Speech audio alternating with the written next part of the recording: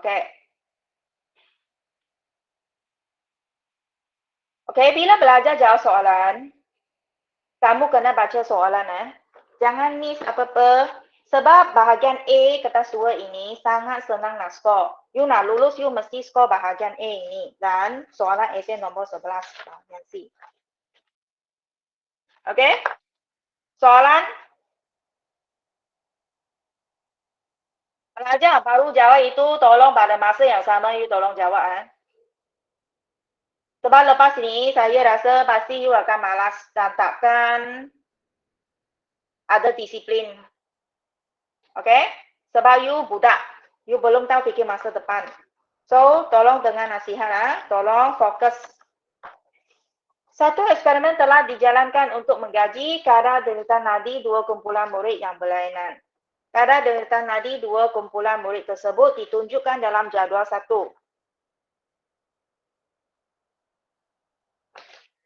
Aktiviti fizikal berlari selama 5 minit.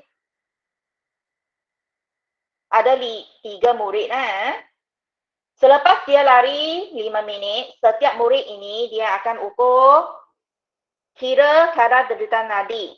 Dalam 1 minit, dia punya nadi berdenyut berapa kali. Dia kira lah.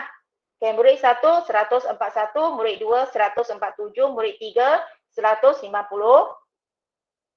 kali per minit. Okey. Dalam keadaan berehat, duduk selama 5 minit. Okey. Kadar denyutan nadi murid 1, 112, murid 2, 124, murid 3, 118. Okey, harap Zoe sekarang sudah login kelas sikit guna laptop. Okey, handphone. Kalau you ada laptop, you tolong login kelas sikit guna laptop. Dan masa yang sama tolong cek jawapan. Kalau salah, you betulkan. Kalau betul, you guna ini pen, tanda betul. Faham? Semua belajar kena buat benda yang sama Okey, dalam keadaan berehat iaitu duduklah. Lepas dia duduk 5 minit, semua tiga-tiga murid ini pada masa yang sama dia pun akan kira denyutan nadinya 1 minit berapa kali berdenyut. Okey, bacaan purata macam mana kira? 3 ini kamu tambah bahagi 3. 141 tambah 147 tambah 150 bahagi 3. So, jawapannya lah 146. So, soalan macam ini jangan salah jawab Ini terlalu senang guna salah jawab ini masuk matematik ini. Skor rendah punya pun you tak faham. So, saya tengok kelas you matematik banyak few yang lulus tak tahu 3 orang. 3 ke 4 ke 6. So, sangat teruk Okay, saya harap kamu dapat meningkatkan lagi penguasaan matematik yang matematik you nak lulus, kamu mesti banyak buat latihan. Buku latihan sekarang murah-murah, RM6 satu. You beli kat Shopee. Okay, banyak buat. Soalan ini saya pun ambil daripada buku kerja. Okay, saya beli kat Shopee punya. Tetap percubaan SPM.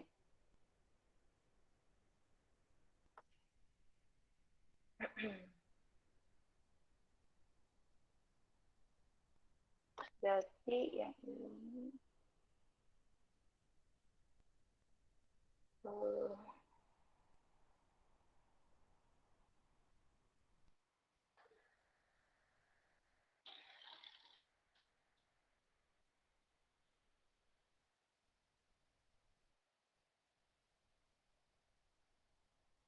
Saya tak tahu kenapa bila saya tulis tak dapat. Kenapa? Kerana terlalu banyak orang login kot.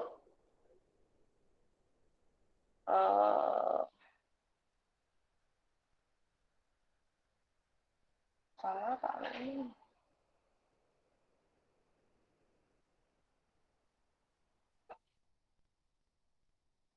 Okey. Okey, nanti saya betulkan tu. So, soalan yang bawah tu macam mana jawab ni?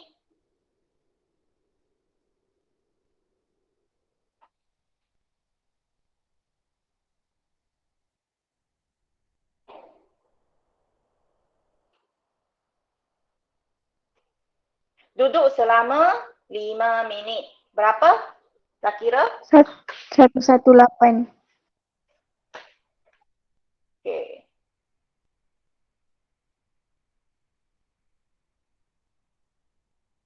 So, tahu siapa tak faham tolong tanya. 3 ni tambah bahagi 3 dapat jawapan ni. Okey, lengkapkan jadual 1 sudah. P. Nyatakan pemboleh ubah dalam eksperimen ini. Pemboleh ubah dimanipulasikan. PM. Yes, jenis aktiviti fizikal. Kalau betul, pelajar boleh tanda betul lah. Macam ni. Bergerak balas, kadar denyut nadi. Tak faham tanya. Bukan mai tanya. Atau type chat. Selain daripada aktiviti fizikal, nyatakan satu lagi faktor lain yang boleh mempengaruhi kadar denyut nadi.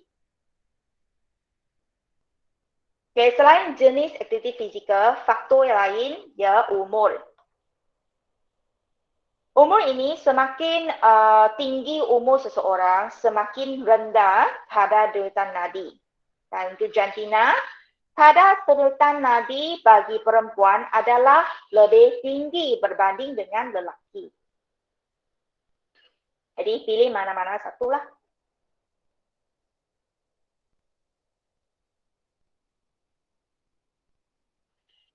Ya, sebab kekangan masa, cikgu pun banyak benda nak uruskan, pengurusan dan PDP. Jadi, tolong bagi kerjasama. Tak ada salah. Okay? Cikgu minta kamu tanda you punya kerana ini lebih efektif.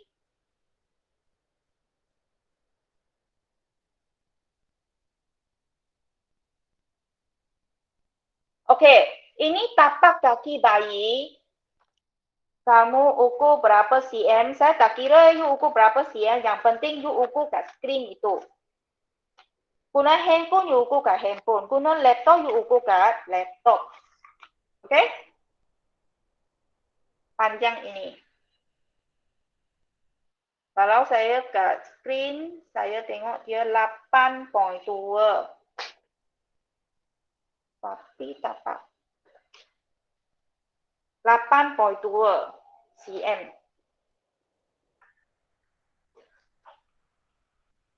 Empat belas ni, boleh kaki bayi besar macam ini tak? Bayi ni, bayi bermaksud apa? 0 hingga 1 tahun kan bagi bayi, betul tak? Besar punya tapak kaki 14 tak masuk akal lah.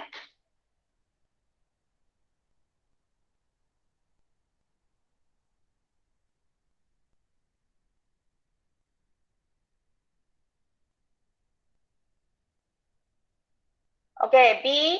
Darjah 1.2 menunjukkan tapak kaki bayi bagi bayi-bayi yang hadir ke klinik untuk mendapatkan suntikan vaksin. Berdasarkan data dan darjah 1.2, lengkapkan jadual 2.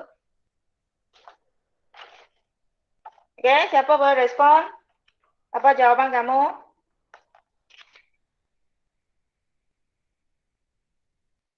Cara nak kira ini, kamu tengok 5.1 hingga 5.5 punya cm. Ada. Okey, ada 1, 2. Okey, ada 2 . Okey, jadi ini betul.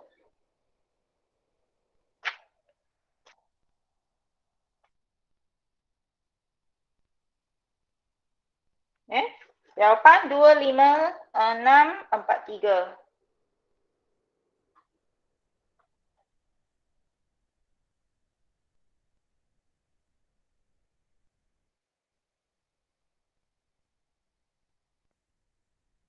Saya tak tahu kenapa pelajar boleh salah kira.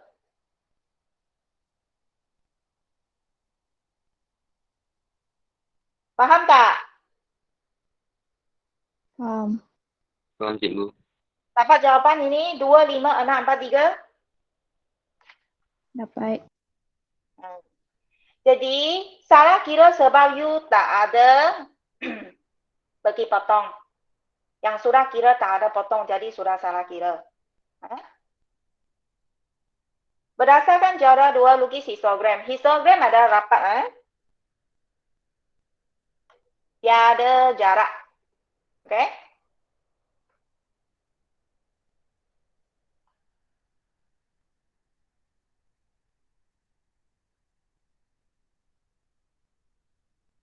Ikut skala yang dibagi itu dalam soalan.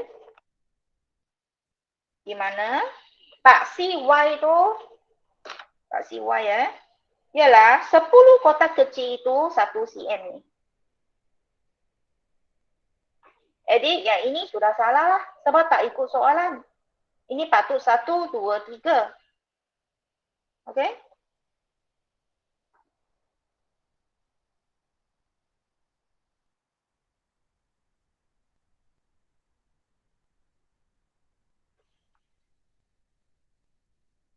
Ini patut 1, ini 2, ini 3.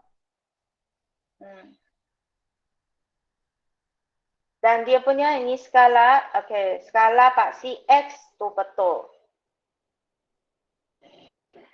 Okay, saya cari seorang punya jawapan yang betul. Tengok screen-nya.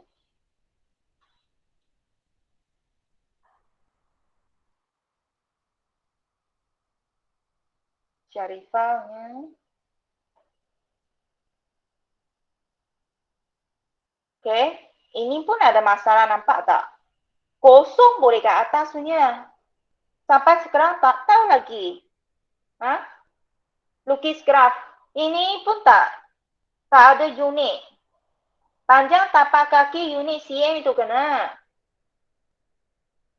Okay, kena ada unit tu. Yang Wilda punya. Ini baru betul ni. Okay. So, pelajar lain tolong ikut jawapan yang ini. Kalau salah, you betulkan kat kertas graf you lah. Ini 10 kotak, 1 cm, 10 2, 3, 4, 5. Ikut skala yang asal dalam soalan dan you buat dalam kertas graf. Tak ada kertas graf, boleh guna kertas testpad seperti ini. Okay. 2, 5, 6, 4, 3. 2, 5, 6, 4, 3. Okey. Berjaya pindahkan semua titik dengan betul. Dan dalam bentuk histogram yang banyak rapat. Bilangan bayi. Label paksi Y dan label paksi X. Panjang tapak kaki. Bagus. So, siapa punya jawapan macam ini? Label paksi, kalau ada unit ada letak. Dan pindah titik dengan betul. So, tapak full mark tuan makan. Kau faham soalan satu, kamu mesti tahu buat. Okay, next.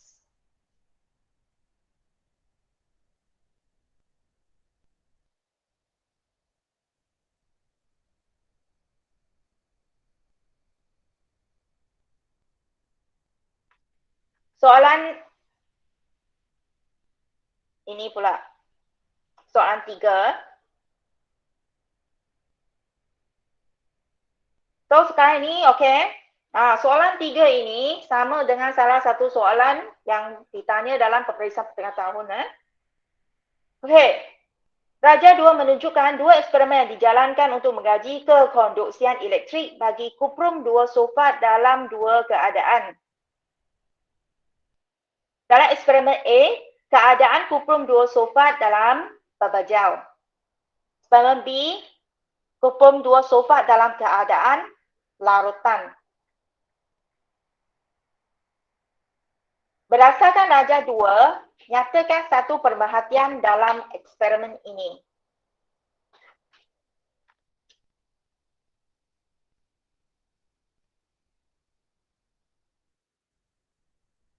Okey?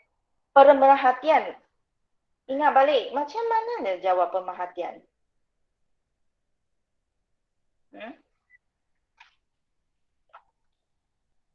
Pemerhatian ada format menjawab, iaitu pelajar perlu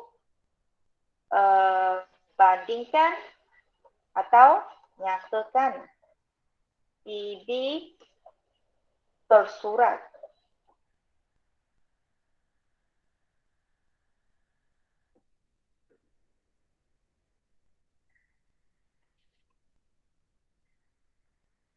Okay. Jadi di sini sebelum you jawab, you kena tahu tentukan semua pemboleh ubah dahulu.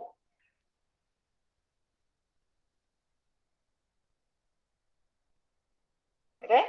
Itu PM ialah apa, PB ialah apa dan PD ialah apa.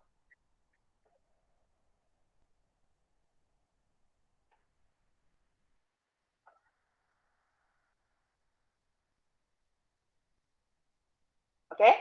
So, you tengok soalan ini, mengkaji kekondusian elektrik bagi kuprum duosulfat dalam dua keadaan. Jadi, keadaan kuprum duosulfat yang mempengaruhi kekondusian elektrik. Jadi, PM ialah keadaan kuprum duosulfat.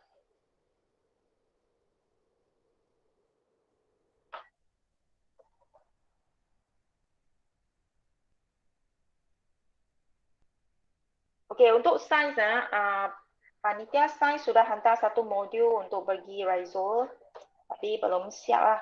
Kalau dah siap, saya akan minta pelajar 4 Diamond untuk datang sekolah untuk ambil kat kotak serahan saya. Apa saya akan umumkan dalam grup lah. So, sekarang ini apa tugasan saya masih secara online lah.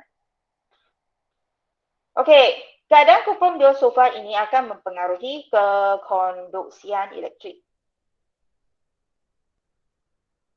Kekondusian elektrik ialah PB yang tersirat. PB yang tersurat ialah yang boleh diperhatikan. Iaitu daripada ini. Bacaan emitter ataupun pesongan jarum emitter.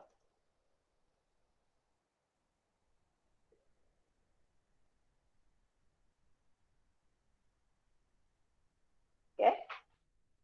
Pesongan jarum emitter ialah PB tersurat kerana ia boleh diperhatikan.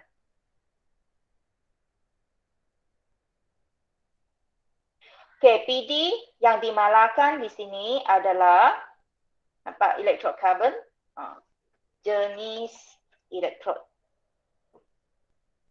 dimalahkan. Okay, dah tentukan ini baru kamu boleh jawab yang lain tu. Bandingkan atau nyatakan PB tersurat. Di sini soalan hanya minta kamu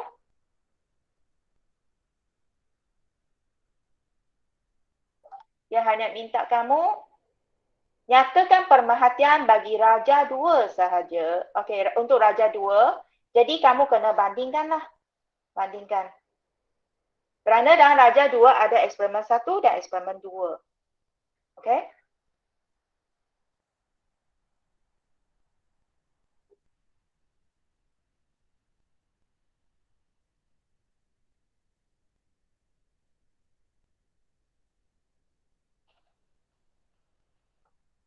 Okey, bandingkan pesongan jarum emitter.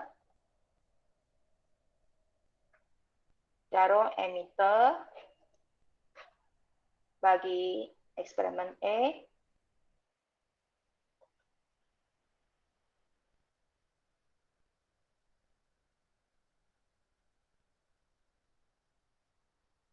Jarum emitter dalam eksperimen A tidak terpesong. Manakala jarum emitter dalam eksperimen B terpesong.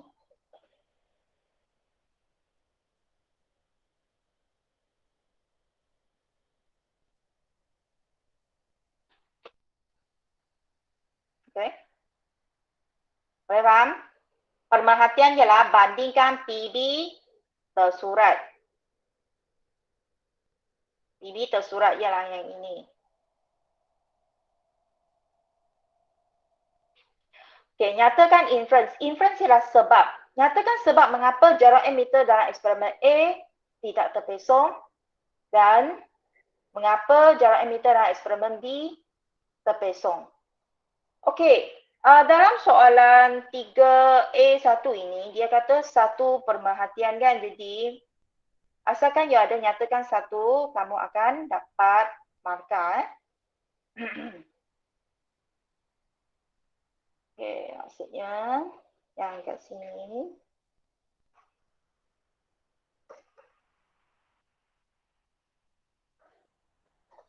Okey, faham? Salah satu.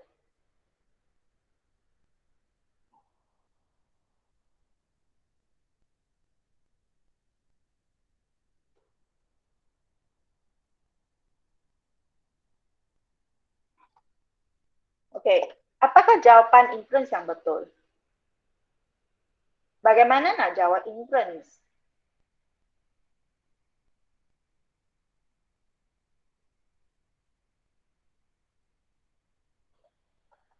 Nak jawab inference, kamu kena guna format ataupun teknik menjawab. Itu PB tersurat kerana PB tersirat. Okay. Ini bukan jawapan. Ini ialah format atau teknik menjawab yang perlu kamu hafal.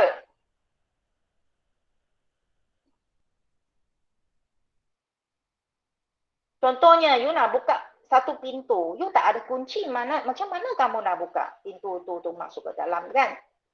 Jadi, teknik menjawab adalah satu kunci untuk membolehkan kamu dapat menjawab soalan bahagian A. PB tersurat, ini ambil yang atas. Ulang balik yang pemerhatian yang di atas tu, emitter. Jarum emitter dalam eksperimen A tidak terpesong kerana apa? PB tersirat apa? Kekondusian elektrik.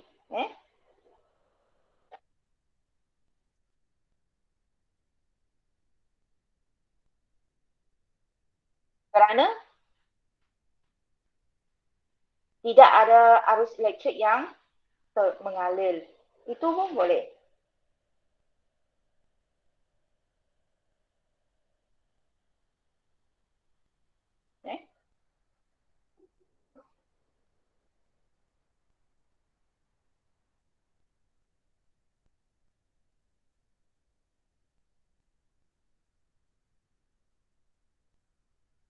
Kerana tiada kekondusian elektrik berlaku.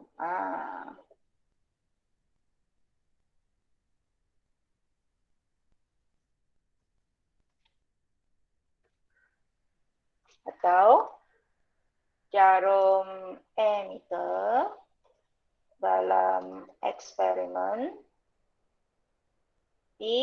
terpesong kerana berlaku kekondusian elektrik. Tahu kekondusian elektrik can conduct electricity. Maksud elektrik itu boleh alih. Baru jarum emitter dapat sense lah, dapat bergerak.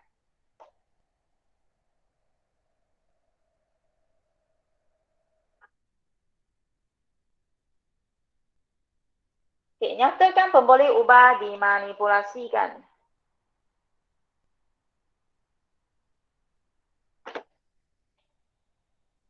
Bukan jenis eksperimen, saya sudah beritahu ke atas keadaan kubum 2 sulfat. Okay.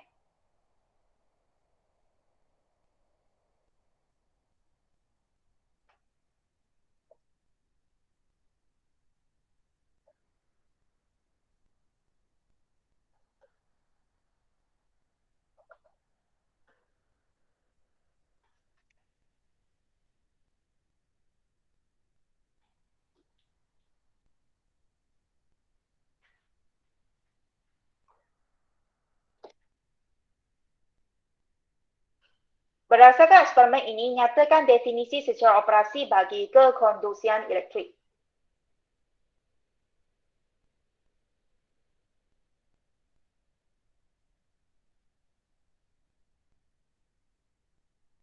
Okey, soalan yang tentang DSO, dia ada teknik menjawab.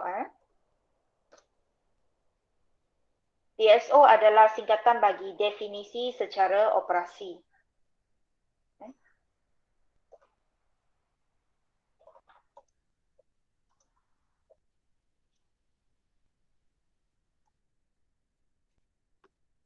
Itu istilah ialah kata hubung yang ditunjukkan oleh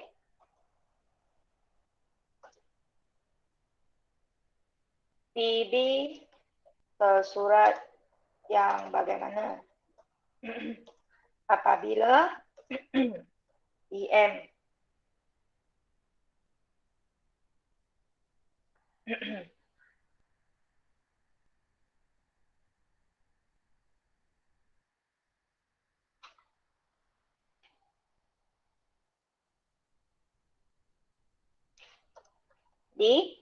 yang ditunjukkan oleh itu, kamu perlu nyatakan apakah yang diperhatikan dan apa yang dilakukan.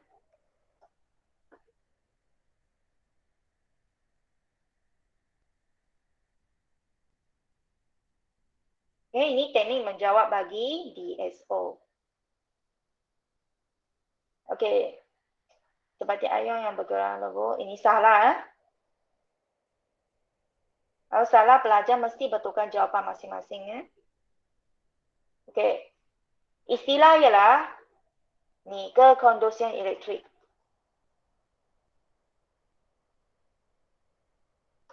Ialah kata hubung sama ada bahan, proses atau keadaan. Di sini kekondusian elektrik ialah satu keadaan yang ditunjukkan oleh PB tersurat apa? Pesongan jarum emitter. Jarum emitter yang terpesong. Apabila kaitkan dengan PM.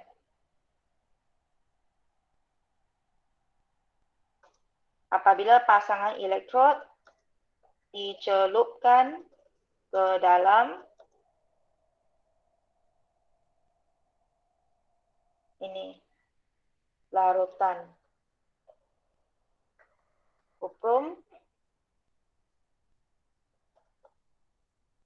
2 sulfat.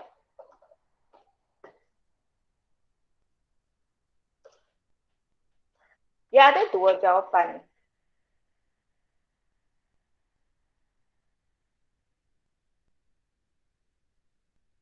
Okey, ataupun kekonduksian. So, faham tak? Tak faham tolong tanya. Kekonduksian elektrik ialah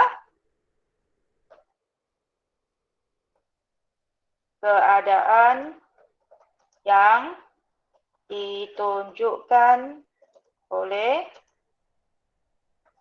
jarum emitter yang tidak terpesong. Bila jarum emitter tidak terpesong? Apabila elektrod karbon, pasangan elektrod karbon dicelupkan ke dalam serbuk kuprum 2 sulfat. Jadi ada dua lah. You boleh pilih mana-mana satu ni.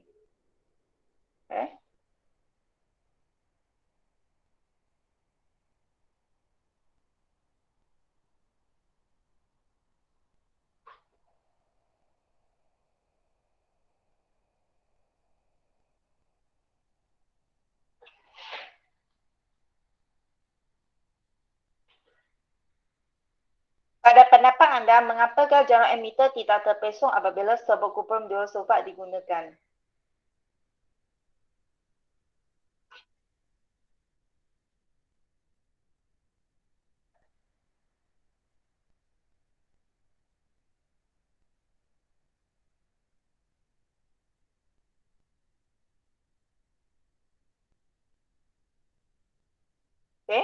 So, apakah jawapan yang betul tu?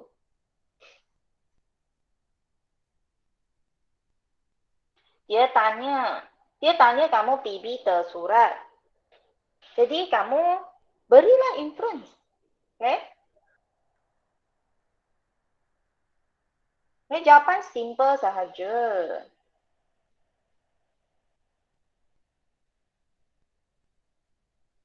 Mana? Sebut kuprum 2 sulfat tidak dapat mengkonduksikan elektrik. Ataupun kerana konduksi elektrik tidak berlaku.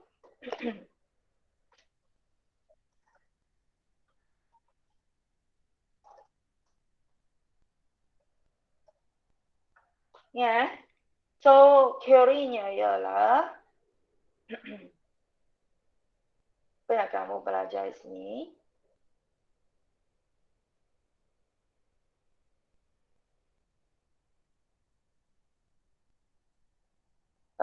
Sebatian ion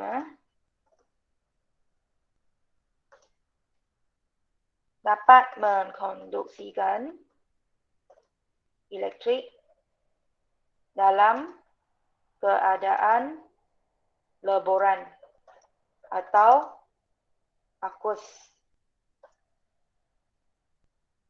Kerana terdapat ion yang bebas bergerak.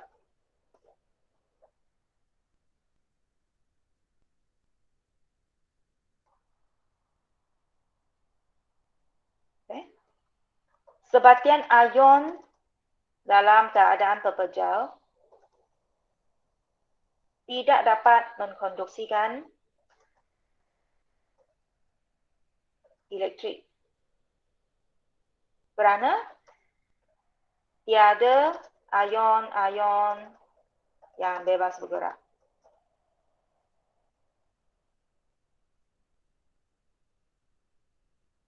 Teori ini kamu kena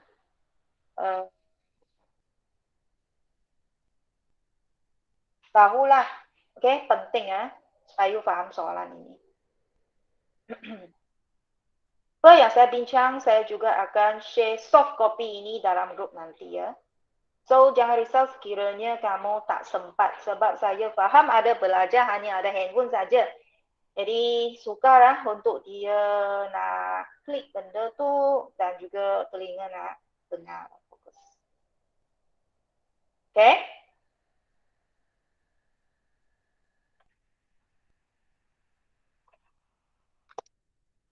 Soalan next.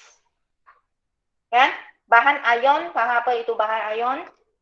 Kuprum 2 sulfat ialah bahan ion. Kerana dia terdiri daripada ion kuprum 2 dan juga ion sulfat. Okay?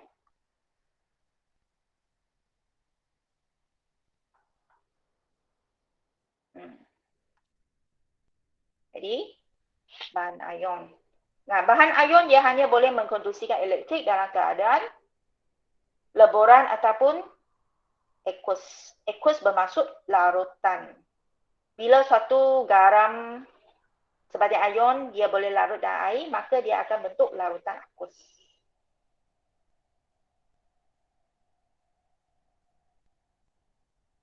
Soalan 4 yang tentang graf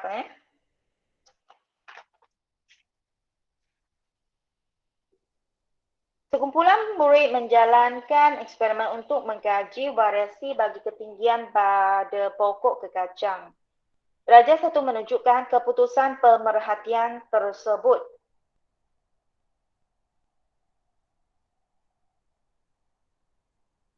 Jadi, pelajar kena kira lah berapa bilangan pokok kekacang yang tinggi. Berapa yang kerdil.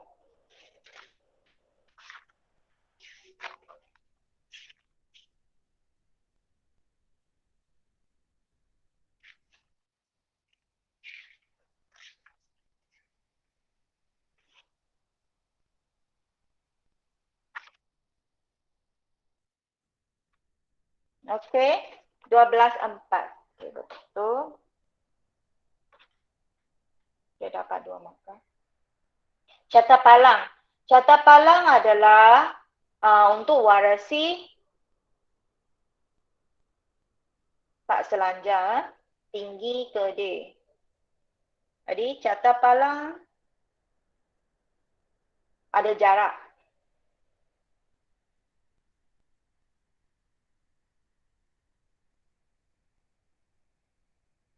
Okey, yang ini skala sudah betul. 10 kotak kecil ini dia ialah 5 cm. Okey, maksudnya 2 cm dia sama dengan 5 pokok kekacang. Okey, ini sudah betul. 12 10 ini salah. Sepatutnya 12 kat mana? Ini 11, ini 12. 12 sepatutnya kat ini. Okey. Okey, yang satu lagi 4. 4 ini pun salah. 4 sepatutnya kat bawah lagi satu kotak.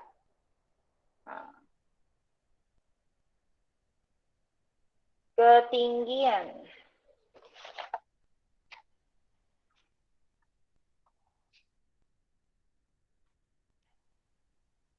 Atau ketinggian itu ada unit.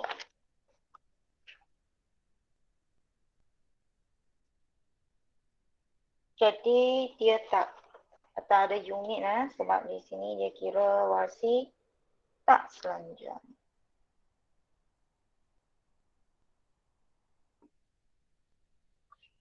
Okey?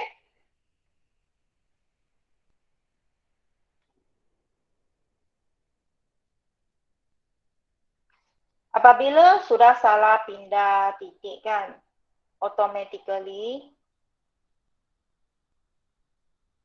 akan dipotong markah.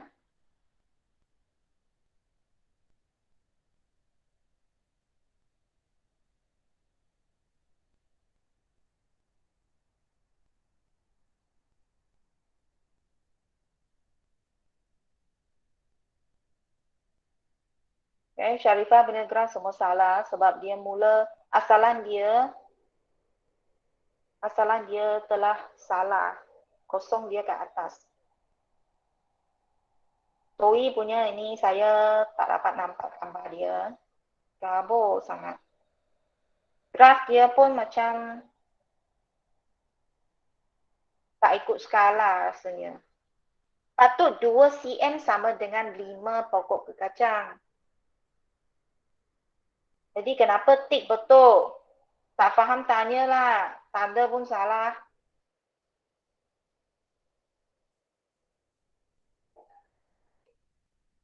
Okey, yang ini baru betul. 2 cm, ni 1 cm, 2 cm. 2 cm sama dengan 5 pokok kekacang.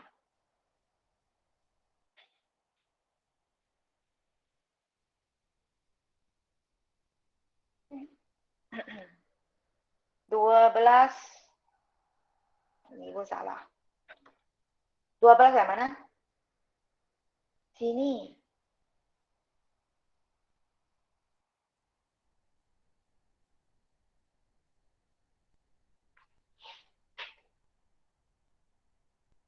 Ni salah lah.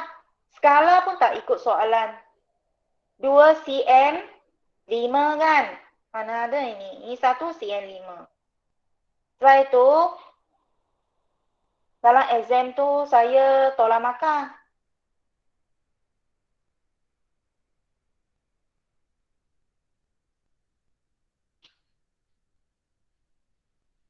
Tak faham kenapa belajar tak tahu kira tu.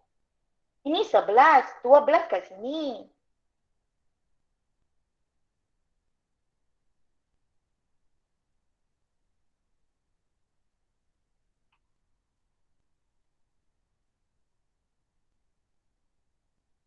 Ni lagi. 4 cm 5. Tak ikut soalan. Salah skalanya.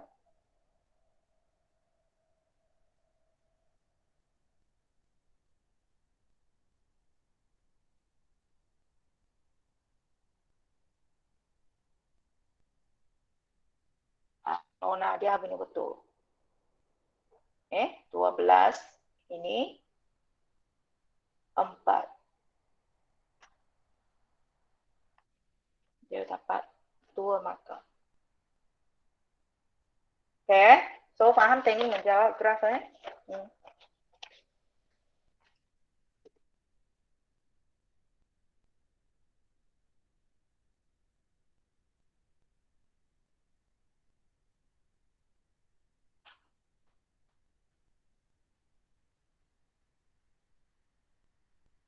Okay, ini merupakan warsi tak selanjar. Betul.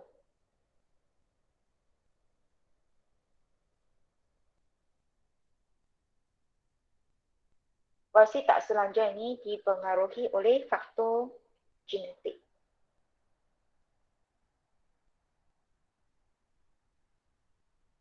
Okay, soalan 5. Raja 2 menunjukkan eksperimen dijalankan untuk membandingkan pembentukan karat pada paku keluli dan paku besi. Radas dibiarkan selama 3 hari. Nyatakan satu pemerhatian dalam eksperimen ini. Okay. Bila jawab soalan tentang KPS, tentukan pemboleh ubah dahulu.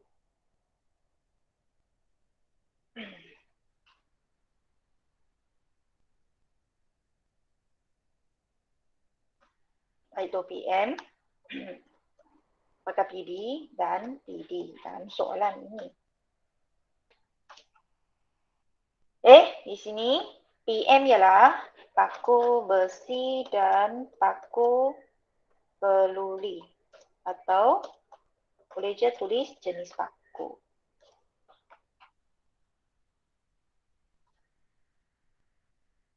Dan paku besi dan paku keluli akan mempengaruhi PD. PM mempengaruhi PD. Pemboleh ubah dimanipulasikan mempengaruhi pemboleh ubah yang bergerak balas. Itu keadaan paku. Atau pembentukan karat.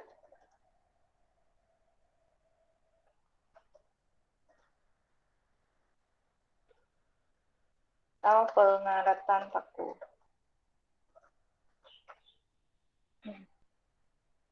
Rasanya saya galakkan pelajar pilih ini, keadaan paku sebagai PB. Okay, yang dimalahkan di sini ialah jenis larutan. Kita guna larutan natrium klorida bagi kedua-dua tabung uji. Okay, bila sudah tentukan ketiga-tiga pemboleh ubah, maka kamu bolehlah jawab yang bawah tu.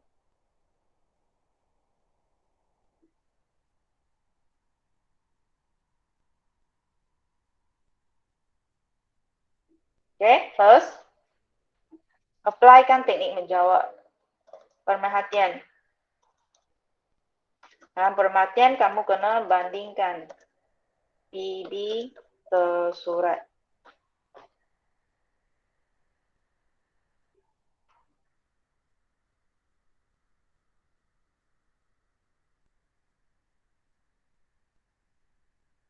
Okay. Bandingkan PB tersurat.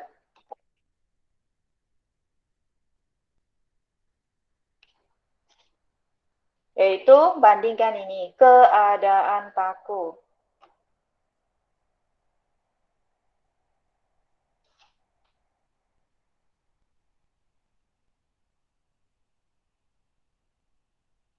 Paku keluli yang tabung uji kedua, paku besi. Jadi kamu fikirlah, mana satu yang akan berkarat? Okay?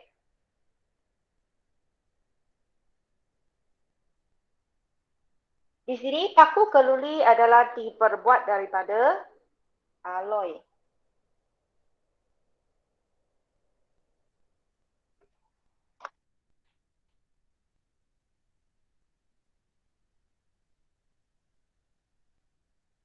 Manakala paku besi adalah logam tuling.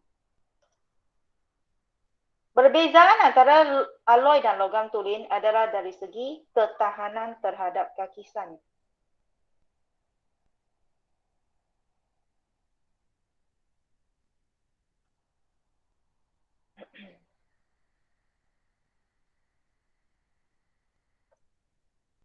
ketahanan paku terhadap kakisan.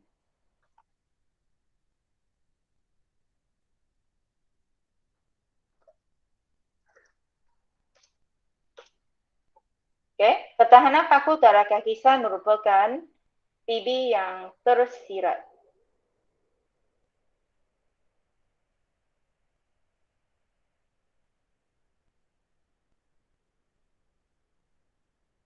Okey, jadi tolong bezakan PB tersurat keadaan paku, PB tersirat ketahanan paku terhadap kakisan.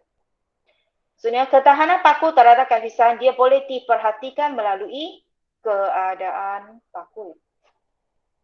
Jadi selepas 3 hari keadaan paku akan diperhatikan. Okey. Konsep yang kamu perlu tahu ialah alloy lebih tahan kakisan berbanding dengan logam tuling. Okey, perhatian.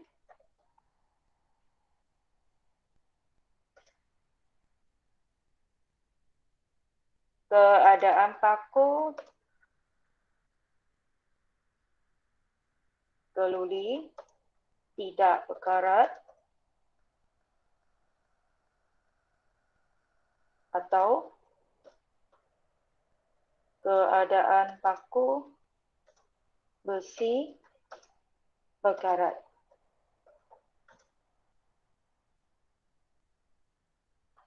Selepas 3 hari. Selepas 3 hari tak tulis apalah. Dia hanya nak kamu nyatakan satu pemerhatian sahaja. Jadi, you hanya tulis salah satu pun betul. Inference, berikan sebab mengapa paku keluli tidak berkarat, mengapa paku besi berkarat.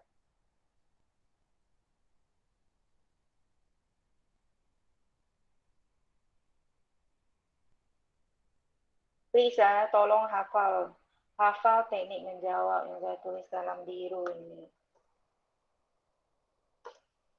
Kalau you tak ada kunci, you memang tak boleh buka pintu. You tak ada teknik menjawab, memang tak dapat jawab soalan bahagian A. Inference, cara jawab inference ialah PB tersurat kerana PB tersirat. Nah, lagi satu, kalau you salah tentukan PM, PB, BD, semua pun akan salah. Soalan yang akan keluar tentang form 4 dalam bahagian A, kertas 2, semua ada dalam tugasan ini. Kalau you dah ikut dari dulu sampai sekarang PDPR Science, kamu sendiri tahu soalan asyik berulang-ulang benda yang sama.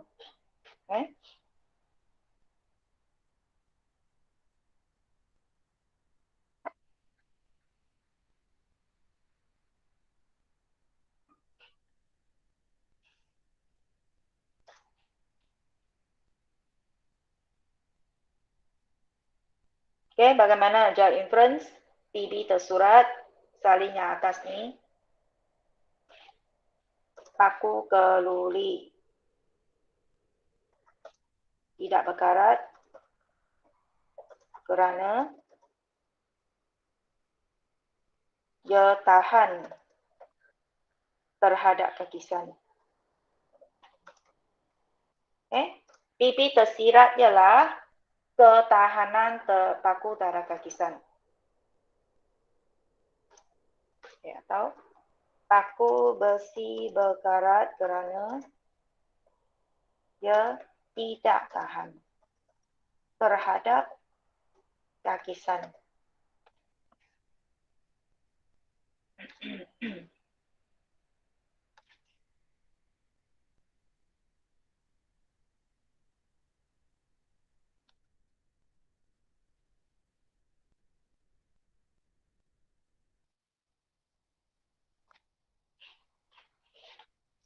Boleh ubah bergerak balas, pengelihatan pada paku, keadaan paku ataupun ketahanan paku terhadap kakisan. Mana-mana satu lah. Berdasarkan eksperimen ini, nyatakan definisi secara operasi bagi logam tuling.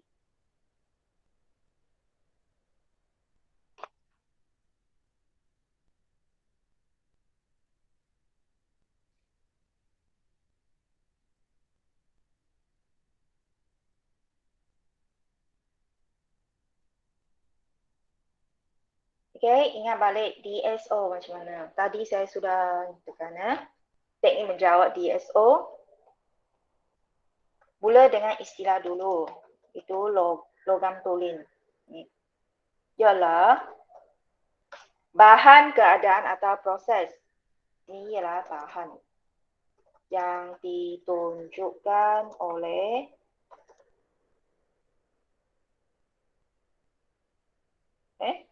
PB tersurat, keadaan paku yang macam mana? Yang berkarat. Logam tolin ialah bahan yang ditunjukkan oleh keadaan paku yang berkarat apabila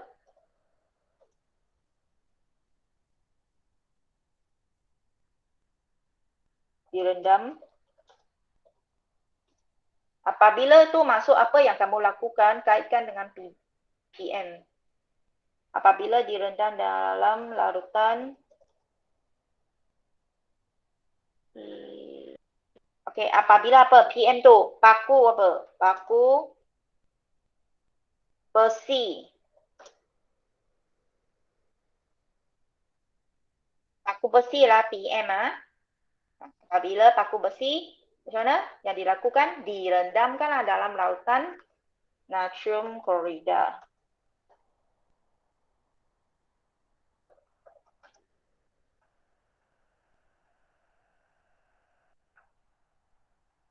Lepas berapa hari? Selama 3 hari. Selama 3 hari. Okey, pengeratan ini bukan berlaku pada split mata. Dia mengambil masa. Di sini, tengok soalan. Mengambil masa 3 hari.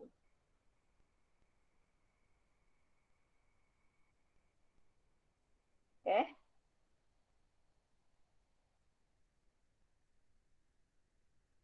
Pada pendapat anda, mengapa paku besi dan paku keluli perlu dibersihkan dahulu sebelum eksperimen dijalankan? Bukan supaya tidak mudah berkarat. Tujuannya adalah untuk menyingkirkan lapisan oksida yang terbentuk pada pembukaan paku.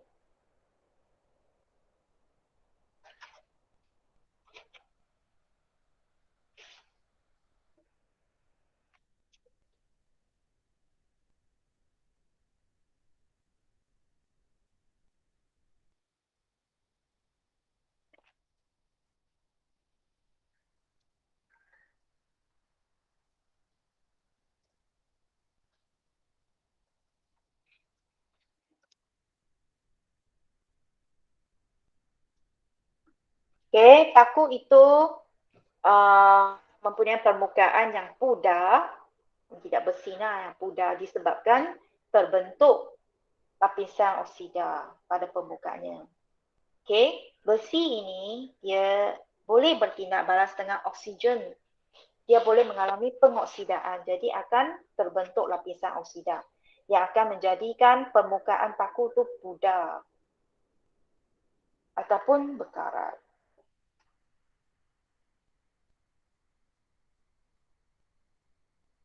Okey. Boleh ikut? Boleh ikut tak? Boleh. Soalan 6. Darjah 3 menunjukkan graf panjang pita tetik. Melawan masa yang diperoleh daripada satu eksperimen untuk mengkaji gerakan sebuah troli.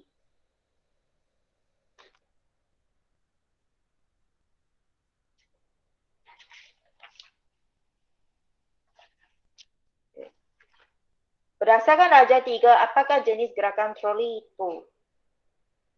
Perhatikan jarak antara detik pada pita tetik itu adalah seragam kan? Okey. Bila seragam, tengok dia punya panjang pita tetik juga semakin berkurang. Berapa detik bagi satu jalur? Kira macam ni.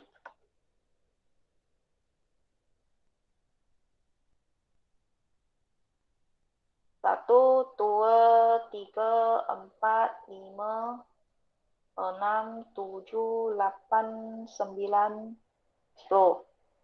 10 detik satu jalur. Ini pun sama. Jalur 2, 3, 4, dan 5. Apakah jenis gerakan troli seperti ini? Okey. Bila hal laju berkurang, bila dia punya detik, jarak antara detik dapat bermaksud hal lajunya berkurang. Jika jauh, maksud hal lajunya bertambah. Jadi ini hal laju berkurang bermaksud nya. Nya pecutan. Nya pecutan seragam. Seragam kerana jarak antara detik adalah sama ataupun seragam. Nya pecutan seragam. Ataupun hal laju berkurang.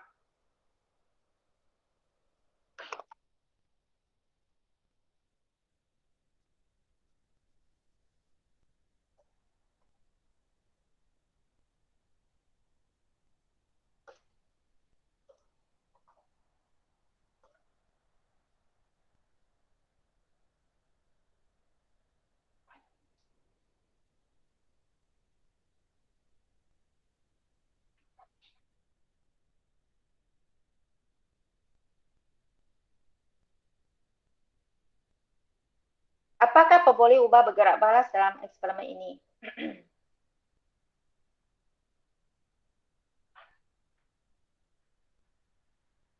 Seperti biasa, jawab soalan yang melibatkan pemboleh ubah.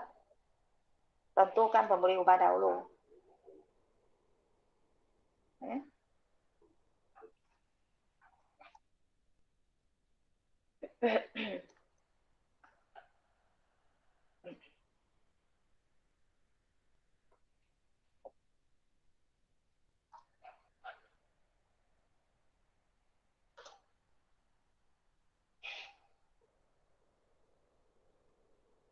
Di sini paksi X ini, paksi X ini ialah pemboleh ubah yang dimanipulasikan, iaitu masa. PB ialah paksi Y itu panjang meter detik.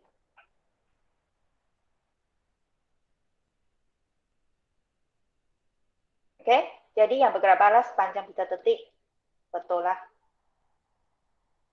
SCM tak perlu tulis.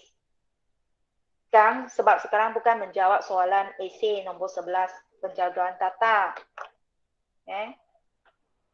Hitung pecutan bagi teori tersebut. PD PD apa? Dimalahkan tu jisim troli.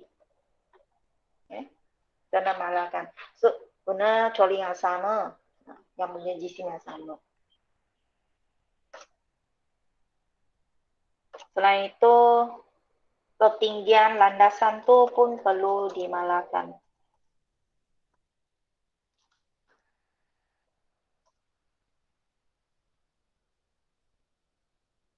Hitung pecutan bagi troli tersebut jika jangka masa detik bergetar 50 kali sesaat. Jadi satu kali berapa saat? Jadi 1 bahagi 50 lah. Jadi 1 detik akan mengambil 0.02.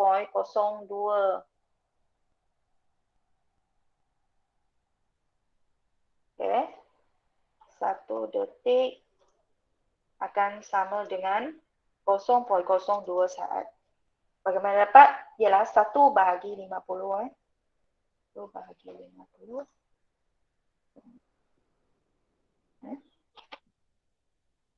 Hitung pecutan. Macam mana nak hitung pecutan? Pecutan ini ada satu formula, iaitu A sama dengan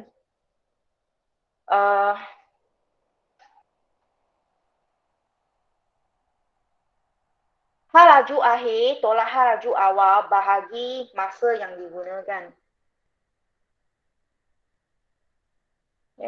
Jadi pelajar kena cari hal laju awal dan hal laju akhir.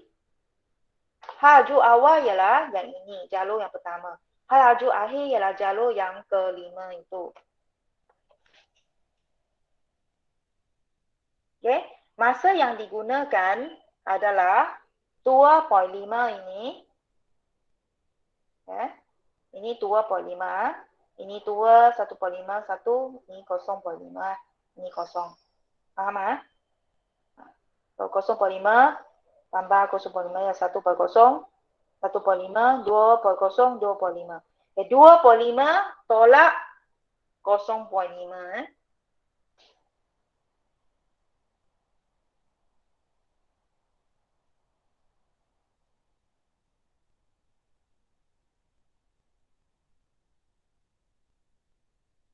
Okey, formula ialah A equals to bracket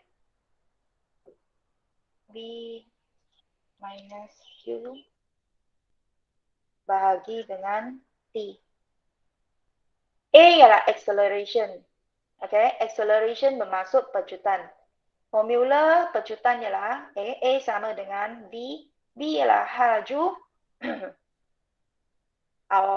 akhir. Tolak hal laju awal. Bahagi T. T ialah time. Jumlah masa yang digunakan. Okay. So, you cari V dulu. V equals to apa?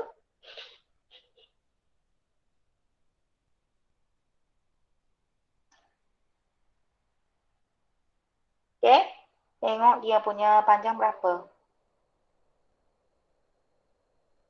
12 kan?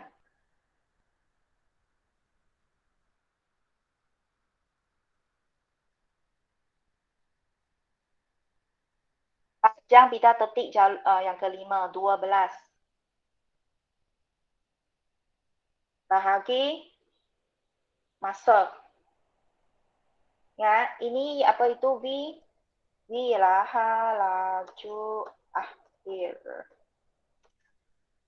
Equals to V bahagi panjang pita tetik bahagi jumlah masa yang digunakan. Jumlah masa yang digunakan ialah, tengok, 1 detik adalah 0.02. 10 detik bermaksud kena 10 darab. Okay. 0.02. Okay, sama dengan apa? 12 bahagi 0.2. Jawapannya ialah 60 cm per saat. Okay. Sekarang kira hal laju awal. Q. Sama dengan berapa panjang pita tetik? Jalur 1, 20. Bagi jumlah masa yang digunakan. Samalah. Sebab jalur pertama ini dia ada 10 detik. 1 detik ialah 0.02 saat. So, sama dengan 20 bahagi 0.2. 100 cm per saat. Ya, hal laju unit ialah cm per saat. Okey, sekarang you boleh gantikan dalam formula atas lah. Iaitu pecutan sama dengan V tolak U. V lah apa? 60. Bracket tolak 100 bagi T jumlah masa 2/5 tolak 0.5.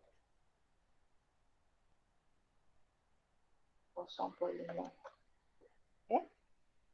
So, sama dengan. You sama-sama kira lah.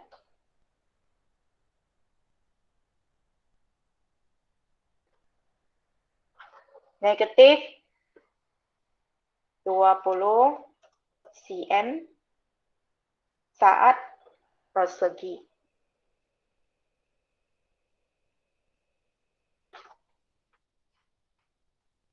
Ingat unitnya.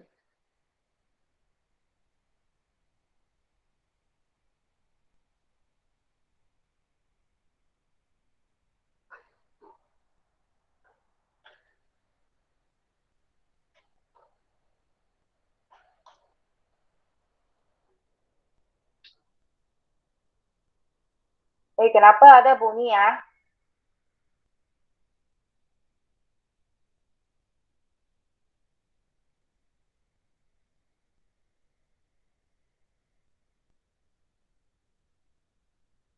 Kenapa? Siapa buka? Pelik-pelik.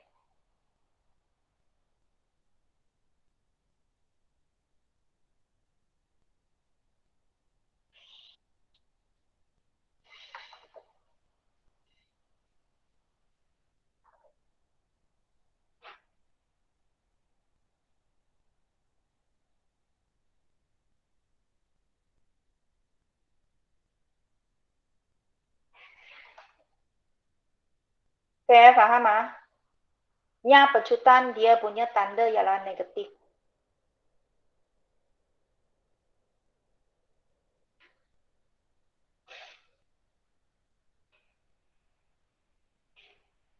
Tepat. Okey, satu langkah berjaga-jaga untuk mendapatkan keputusan yang tepat. Cara ialah ulang eksperimen ini sebanyak 3 kali dan ambil nilai yang purata. Atau pastikan pita tetik bergerak lancar tanpa sebarang halangan.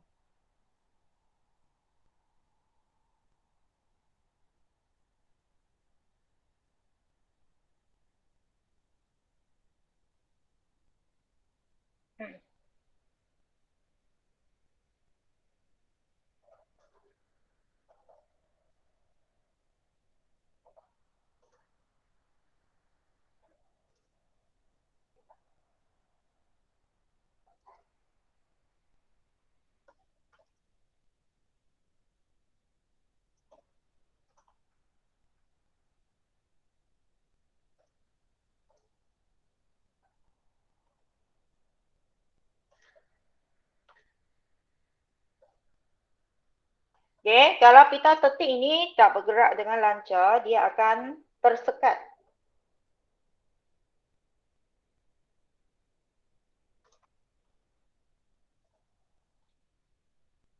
Okey, 2 langkah berjaga-jaga ini perlu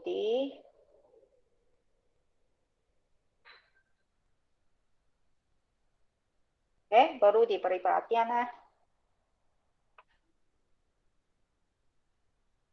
Okey, saya nak kaji dia punya jawapan. Semua ada buku teks kan? You buka bab yang terakhir tu. Second last bab, gerakan.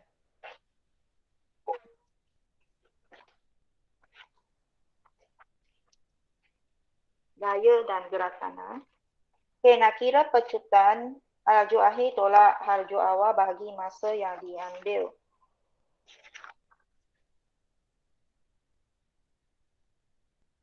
Tengok muka surat 233. Berdasarkan carta pita,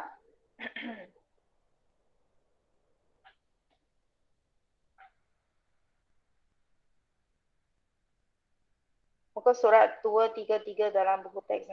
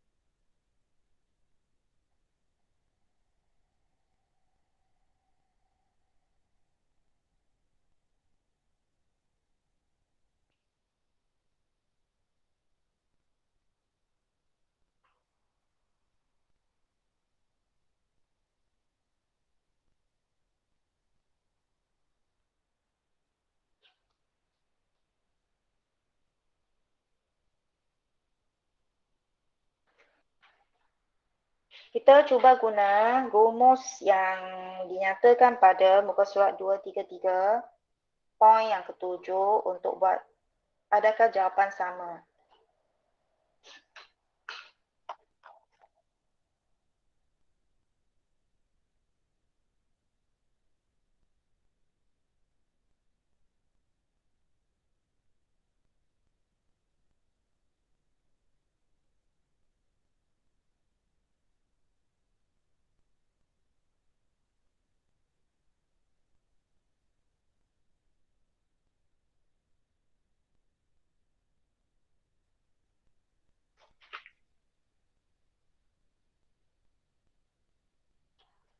Okay.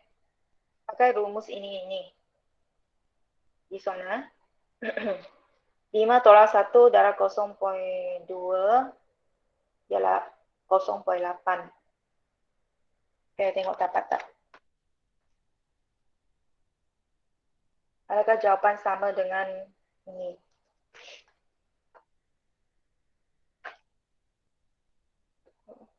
Sempat sama.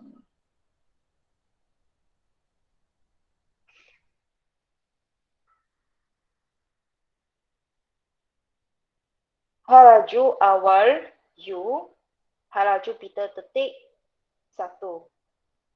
Ya. You, saya bukan panggil you guna graf ini ya. You guna graf dalam soalan kelas itu.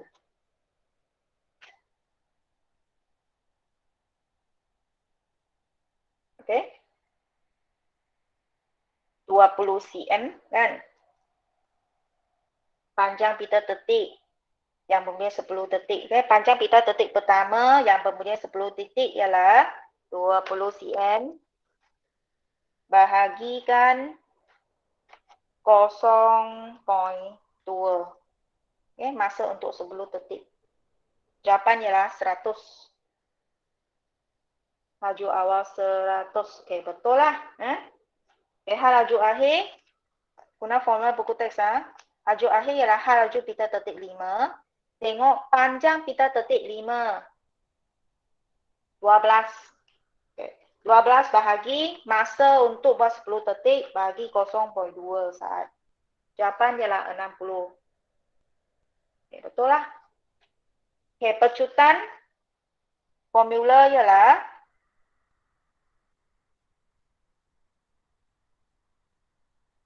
dia punya masa 5 tolak 1 darab 0.02. 4 darab 0.2 sama dengan 0.8. 0.8. Jadi ini 0.8. 60 tolak 100.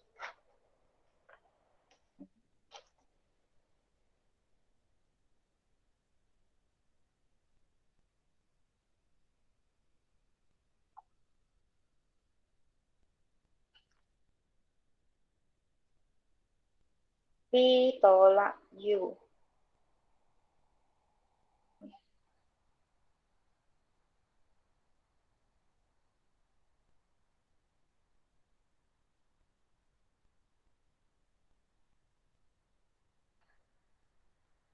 Jawapan negatif 50 cm persegi.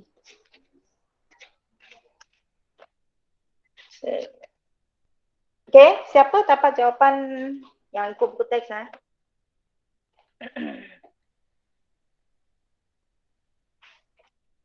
Sebab jawapan dalam buku latihan tak semestinya betul. Kita kena guna buku teks. Tengok pula modul.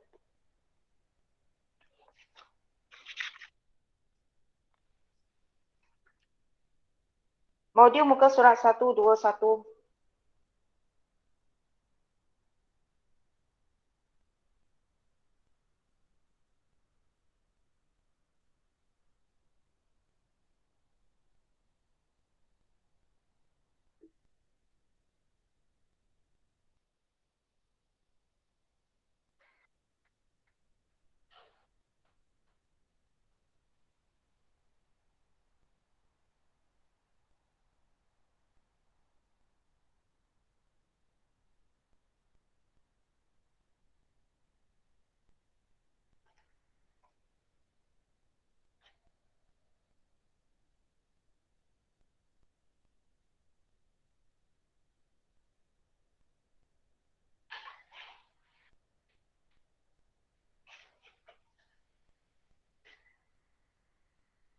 masa yang diambil. Masa diambil 0.4. Masuk 0.5 tolak 0.1. Jadi jawapan saya betul lah.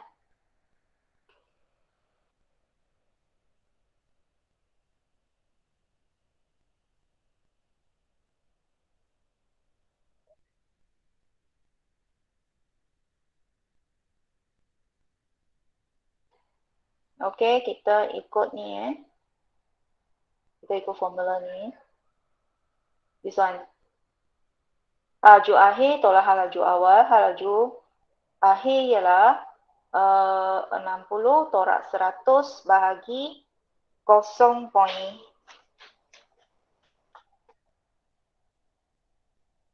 Kita punya bukan 0.4, kita punya 2.5 tolak 0.5. Okay, bahagi 2 lah. Jadi kita akan dapat ini. Jadi ini dah betul. Okay, siapa tak faham, nanti boleh tanya.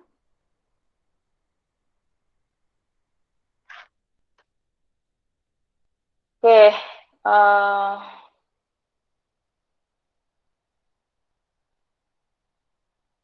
Soalan 7 ini pun lebih kurang sama dengan soalan exam, iaitu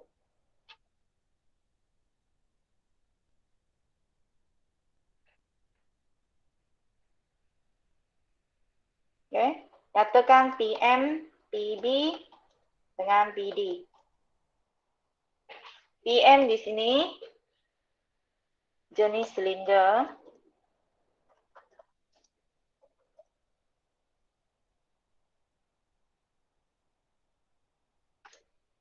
Kalau tulis jenis tulang pun boleh.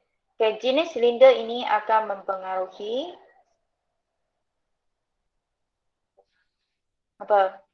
bilangan pukul tes yang dapat disokong.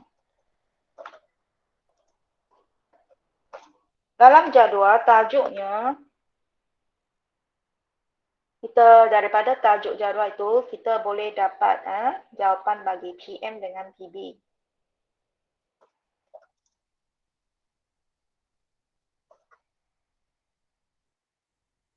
Okay, yang dimalahkan ialah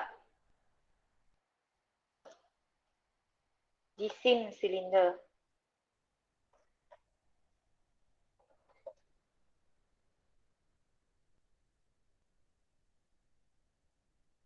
Lalu panjang silinder.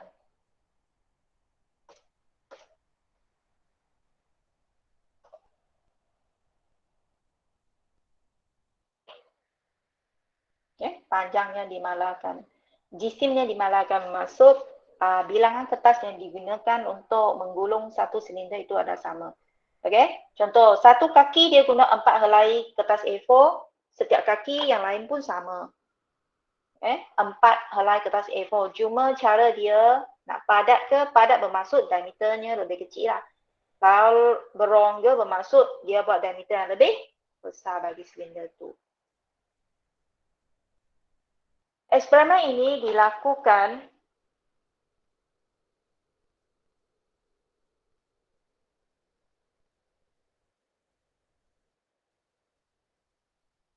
sampai 12.30. Tolong fokus. Eksperimen ini dilakukan dengan meletakkan buku tes satu persatu di atas model A dan B sehingga silinder ni bengkok. Model A, silinder berongga, bilangan buku tes yang dapat disokong adalah 5. Dan model B yang menggunakan silinder padat hanya dapat menyokong 3 buku teks sahaja. Nyatakan pemerhatian. Dalam pemerhatian, pelajar perlu bandingkan PB tersurat iaitu bilangan buku teks yang dapat disokong. Kalau PB tersirat ialah kekuatan silinder.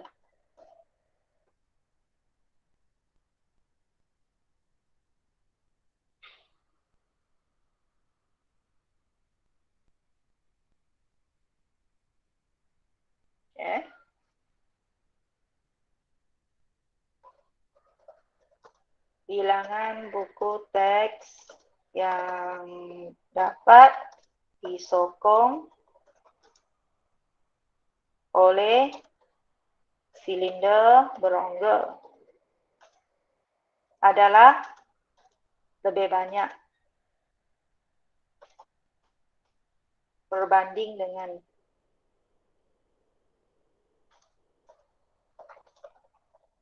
silinder padat.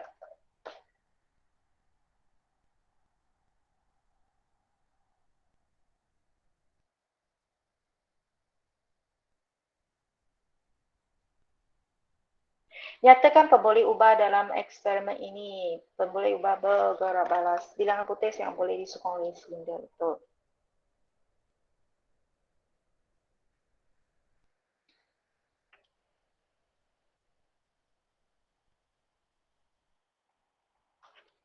Tahu kenapa tak boleh. Okey, yang dimanipulasikan jenis silinder ini pun betul. Berdasarkan eksperimen ini, definisi secara operasi bagi tulang berongga. Jadi, masalah pelajar ialah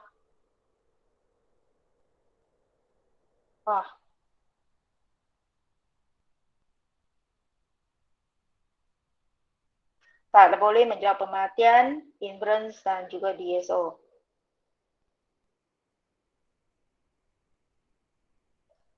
Okey, tulang berongga ialah bahan yang ditunjukkan oleh apa? TB tersurat ialah bilangan buku teks yang dapat disokong. Bilangan buku teks yang dapat disokong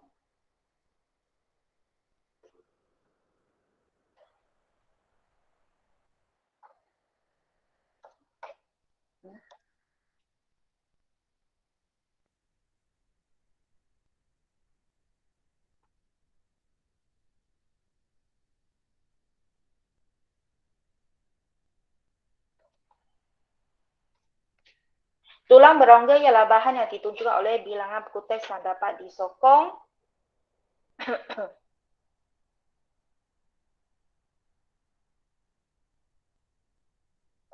yang lebih banyak.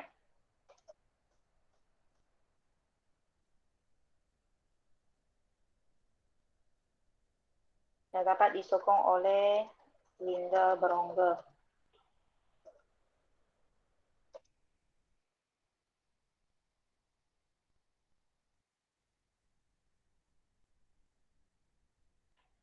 Okey, sini tukar. Bilangan buku teks yang lebih banyak yang dapat disokong oleh silinder berongga. Ini baru betul.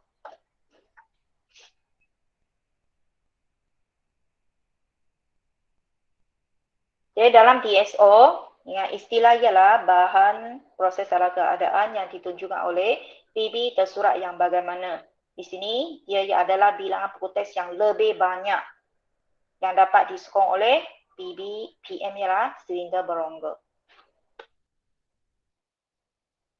Dengan menggunakan pengetahuan sedia ada, anda nyatakan satu kelebihan tulang berongga. Okay. Tulang berongga adalah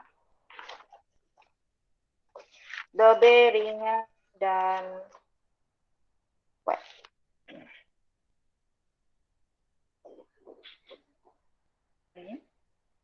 Saya jawapan dia salah. Jangan kata silinder berongga. Sekarang dia tanya tulang, bukan tanya silinder ni.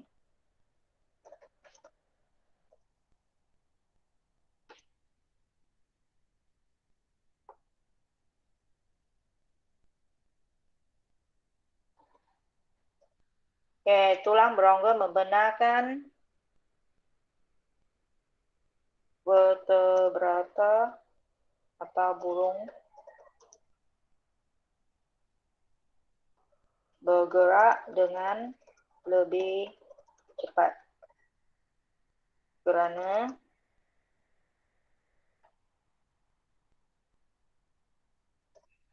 tulang berongga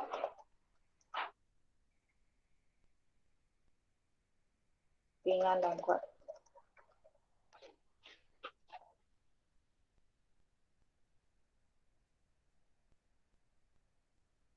Okay, ya. Saya harap kamu, you tak login kelas kita apa. Sekarang you tengok you punya Google Meet punya screen. You fahamkan apakah jawapan yang saya bagi ini.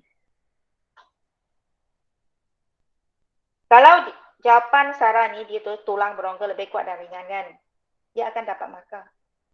Dia salah dari segi satu perkataan saja. Ini.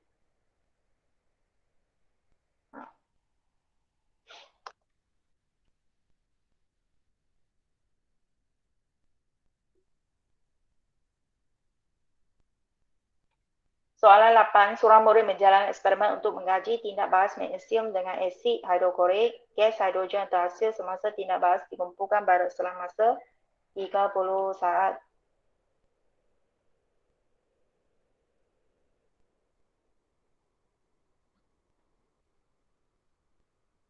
So, faham dia punya soalan, dia kata masa dari pemula dari kosong hingga ke 180 saat, isi padu gas hidrogen ini semakin bertambah. Tapi pada saat ke 120, isi padu gas hidrogen menjadi malah. Maksudnya, kat sini,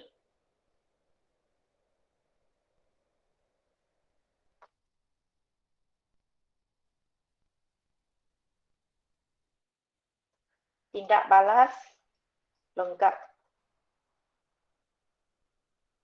Okay?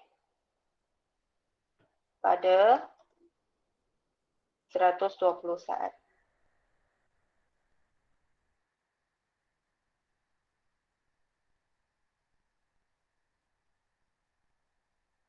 Ini maksudnya lah.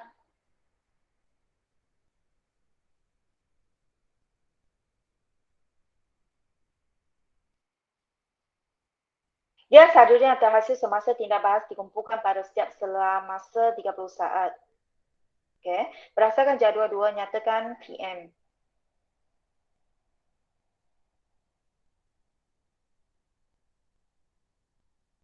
Okay. Sangat penting ya untuk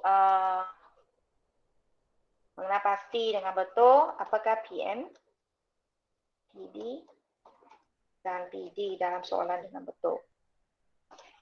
PM di sini, you kena fikir, ingat, PM mempengaruhi PD, masa mempengaruhi gas isi padu.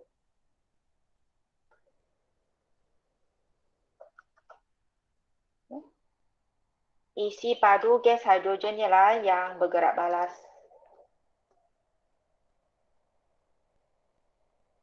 Caozong 影响反应啊. You dah manipulasi, baru you boleh nampak apa yang akan bergerak balas kan. React kan. Okay, yang sama di sini adalah ini, okay, gising magnesium.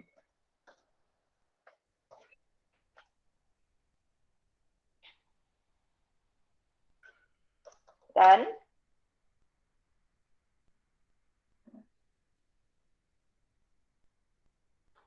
isi padu dan kepekatan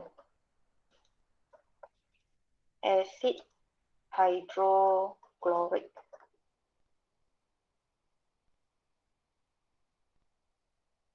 Okay, berdasarkan jadual 2, nyatakan PB, tempoh masa. Okay. Sorry, PM. Betul. Tak payah tulis perkataan tempo tau. Tulis masa saja dah cukup.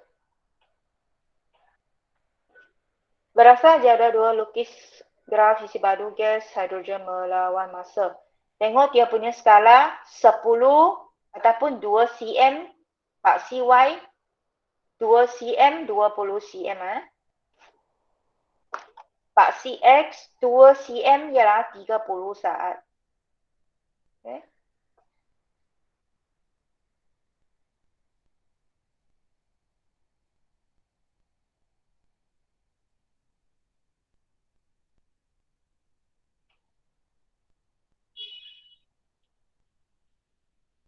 Ini skala pun sudah salah, tak ikut soalan.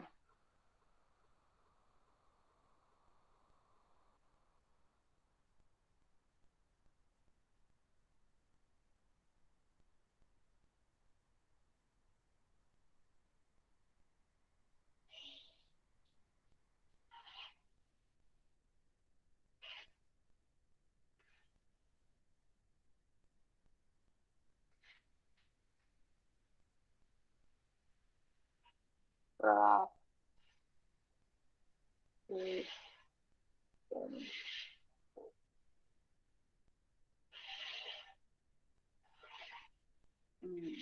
Macam ni. Cuma kesilapan dia ialah, ni Izzat punya jawapan, dia guna pen untuk lukis graf. Sampai sekarang, dah berapa kali cikgu sains, cikgu matematik bagi tahu, lukis graf mesti guna pensel. Kalau masa SPM lah, ujian ke peperiksaan, okay, kat sekolah. Macam mana nak padam? Betul tak? Kalau guna pen. Jadi, please lah, fikirlah. Okay. Salah dia betul, dia ada ikut soalan. Iaitu pada paksi Y, 2 cm bersamaan dengan 20 cm padu. Untuk paksi Y, paksi X, skala ialah 2 cm bersamaan dengan 30 saat. Okay, grafnya, cuma grafnya tak begitu licin lah. Okay.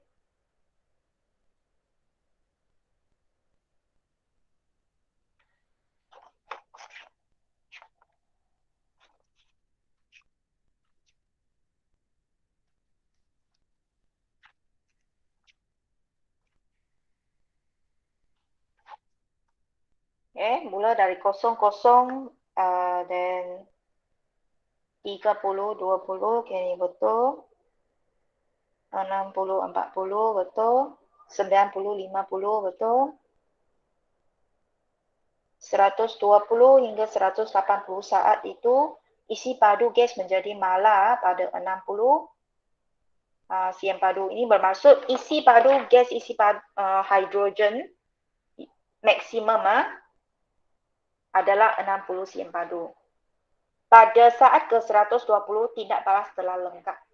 So, tindak balas antara asid hidroklorik dengan magnesium dah lengkap pada saat ke 120.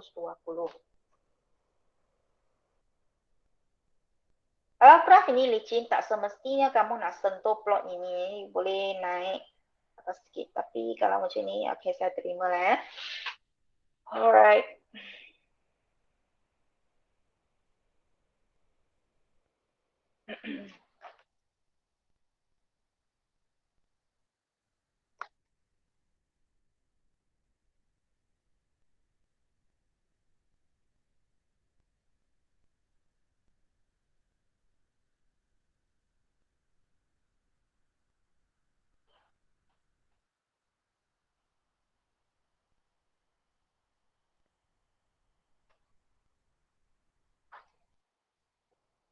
Nyatakan hubungan antara isi padu gas hidrogen dengan massa.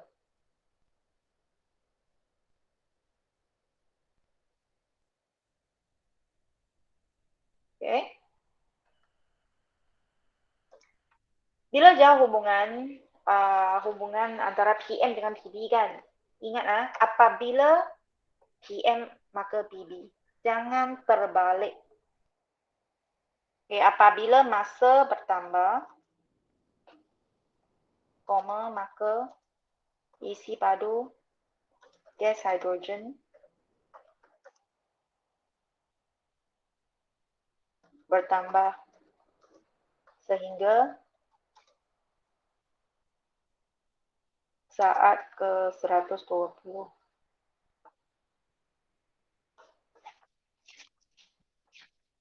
Dia bukan forever bertambah, dia stop kat 120 saat.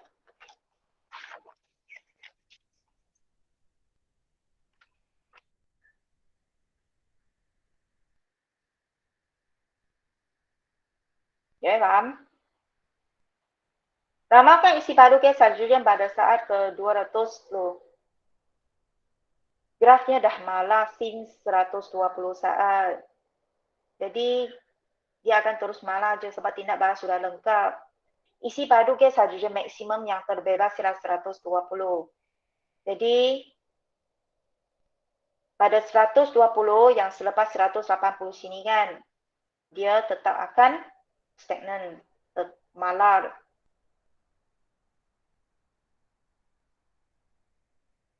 So, jawapan 120 cm padu.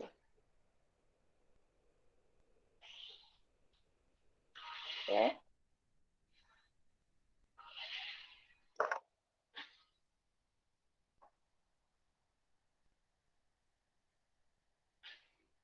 Soalan 9. Hari ini saya akan lebih masuk mungkin 15 minit. So, saya harap you bersabarlah. Sebab saya tak nak tinggal 2 soalan, tak nak habiskan ni nanti next time. Kita susah nak cari masa. So, saya tengok 8 pelajar ini ada hati nak belajar. So, saya teruskan bagi saya lebih 15 minit. Okey, Raja 2 menunjukkan satu eksperimen. Sebenarnya sebab saya mula lambat, sebab saya tadi call budak. Okey. Raja 2 menunjukkan satu eksperimen untuk mengkaji kekerasan blok kuprum dan blok kangsel. Soalan yang sama berulang tak tahu berapa kali, rasa kali ketiga.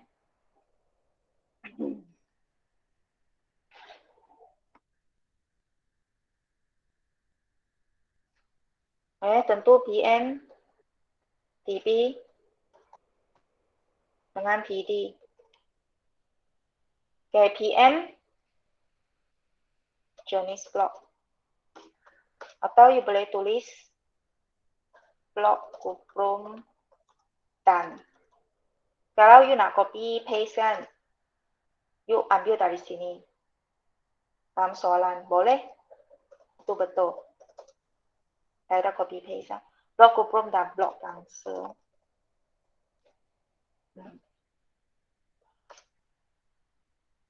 Atau kalau you tulis alloy dan logam tulin, betul juga.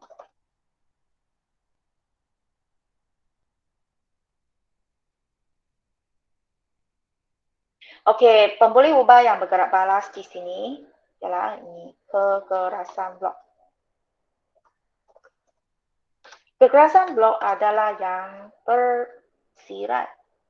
tersurat ialah ini, kedalaman lekuk. Kedalaman lekuk tersurat kerana you boleh diperhatikannya dan ukur dia. Ukur guna pembaris, jadi dia ada unit cm. Dimalahkan di sini, kamu tengok gambar aja, dua-dua dia share benda sama, yang sama, jisim, pemberat. Jangan hanya tulis pemberat saja tau. Pembuli ubah ini mesti ada parameter, jenis lah, jisim lah, isi badu lah kalau gas. Okay? Mesti tulis. 5 kg bermaksud jisim. Jisim apa? Pemberat. Okay, dah settle, kena pasti ketiga-tiga pembuli ubah. Jadi you boleh move on. Okay. Dan blok, jangan tulis blok saja. Jenis blok, parameter jenis itu mesti tulis. Berdasarkan cara dinyatakan satu pemerhatian. Okay. Sekali lagi, teknik menjawab pemerhatian adalah bandingkan PB tersurat. Di sini dia nak satu je, jadi you just nyatakan satu PB tersurat. Sama ada you nak nyatakan kedalaman lekuk pada blok kuprum ataupun kedalaman lekuk pada blok kangsel. Tapi you mesti banding. Okay, mesti banding kedalaman lekuk.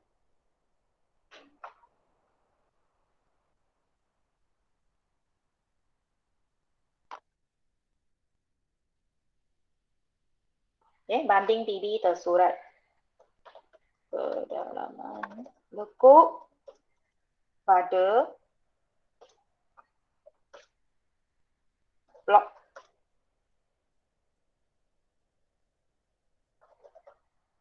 Kangsel lebih kecil.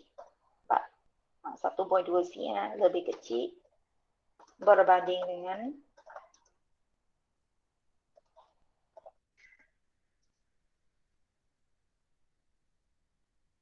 blok kuprum.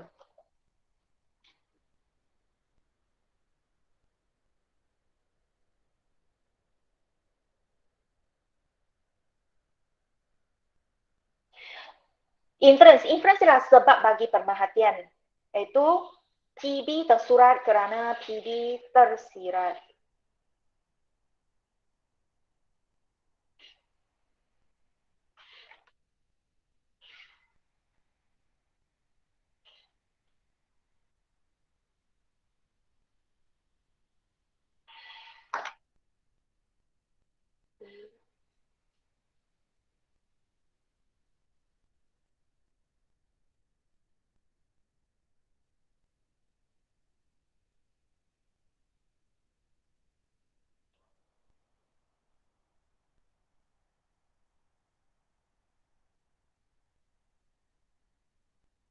Oke. Coba sini. Ini sama. Oke, kita nak betulkan jawapan yang silap. PB tersurat you salinnya atas lah. Kedalaman PB tersurat nama lekuk pada blok gangsa lebih kecil kerana PB tersirat apa? Kekerasan blok. Kerana blok gangsa lebih keras.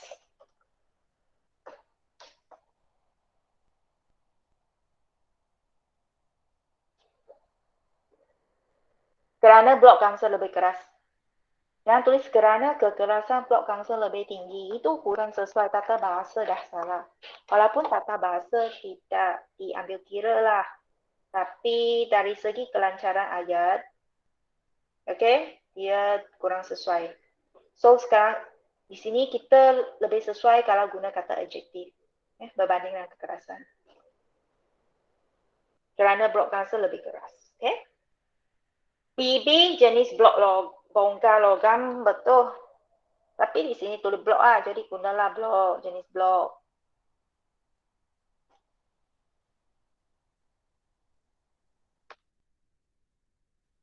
Betul.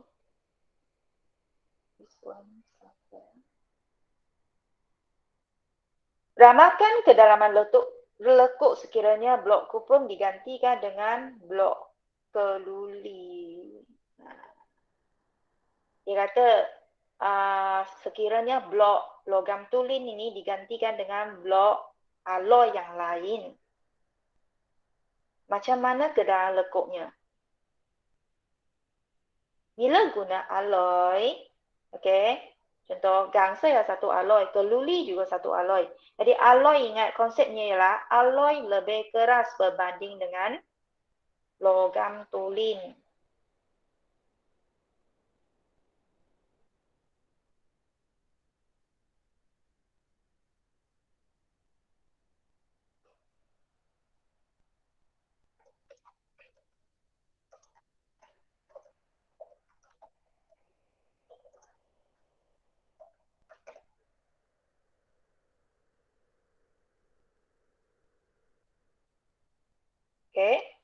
Bila sesuatu logam itu dia lebih keras, jadi kedalaman lekuk itu akan lebih kecil. Apabila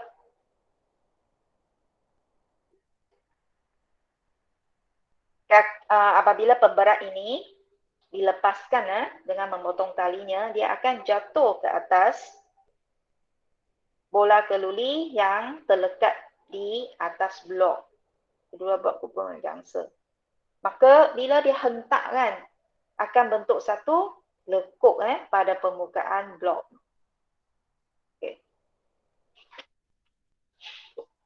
Bukan tidak stabil.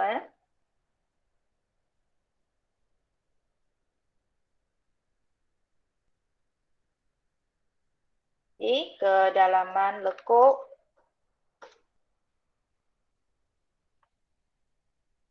pada blok keluli akan lebih kecil. Kalau kedalaman lekuk lebih kecil, itu pun betul. Pada blok keluli, tiga perkataan ini tak tulis tak apa.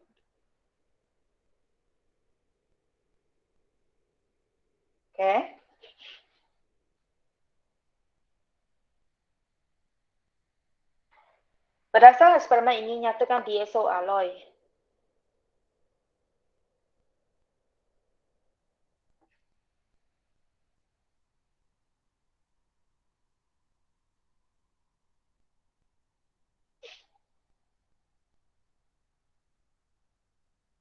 Alloy ialah bahan yang ditunjukkan oleh TV tersurat kedalaman lekuk. Yang bagaimana? Yang lebih kecil. Apabila yang mesti letak PM. Apabila blok dan guna blok apa? Soalan ni guna blok dancer. PM di sini jenis blok. PM apa? Nyatakan apabila blok dancer. Okay?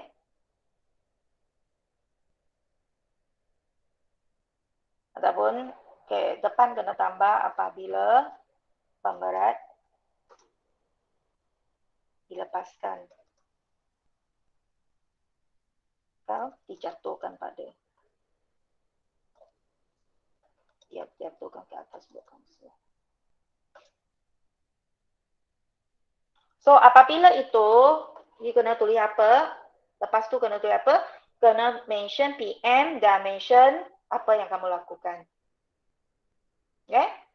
Secara umum, DSO ialah, istilah ialah bahan yang ditunjukkan oleh apa yang kamu perhatikan dan yang kamu lakukan. Apa yang kamu perhatikan, you link to PB tersurat. Apa yang kamu lakukan, link to PM dan langkah eksperimen. Ya. Ingat, apabila pemberat dijatuhkan atas blok dancer, jangan tertulis blok kupon, ini salah semua. Alloy ialah blok dancer. Okay, last. Soal last sabar. Ini senang graf. Sini cuping telinga, kamu kira mana yang lekat berapa, tak lekat berapa. Ini senang.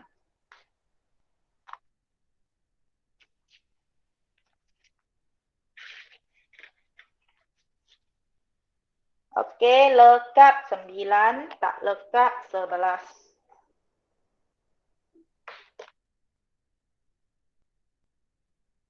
Okay, betul. Bila graf ini kamu lukis balik pada kertas graf, please ikutlah skala. Bilangan murid taksi Y ini skala 2 cm. 2 cm bermaksud 10 petak paling kecil. 2 cm 5 murid. Ini warsi tak sengaja betul. Sebab dia tentang apa? Jenis cuping telinga. Apa ciri-ciri yang trait yang akan diwarisi lah. Di mana dia tak akan berubah disebabkan persekitaran. Contoh, hari ini kat Malaysia, hari ini kat Johor, hari esok you pergi ke mana? Hari ini kat JB, esok you kat Keluang kan? Takkan berubah, You punya telinga, punya bentuk memang akan sama. Dia hanya dipengaruhi oleh faktor genetik. Itu adalah variasi tak selanjar. Yang boleh dipengaruhi oleh persekitaran, contoh jisim badan, ketinggian.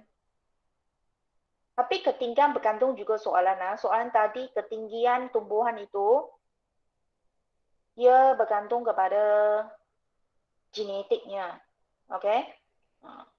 Kalau tumbuhan itu membawa gen resesif, maka tumbuhan itu kerdil. Sekiranya dia membawa gen dominan tinggi, maka tumbuhan itu tinggi. So, secara umumnya warsi tak selanjar, dia hanya dipengaruhi oleh faktor genetik sahaja. Kita lihat graf. Sekejap lagi. Tengok, pasti betul tak? Betul. Kali ini dia ada ikut skala dalam soalan. 10 petak kecil or 2 cm pada paksi Y sama dengan 5 murid. So, then lepas paksi betul kan, you dapat 1 markah. Markah kedua ialah dapat pindahkan tadi punya kiraan dalam graf dengan betul tak? 9, 11. 9, betul. 11. Ini salah pula, betul? Tidak melekat, sepatutnya 11. So, 11 je lah di sini kan. Okay. Tua-tua pun salah. 9 actually kat sini. Dan sebelah kat mana? Kat sini.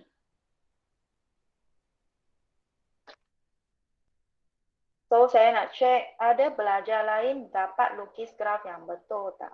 Untuk soalan last ini. Tengok Balkis punya.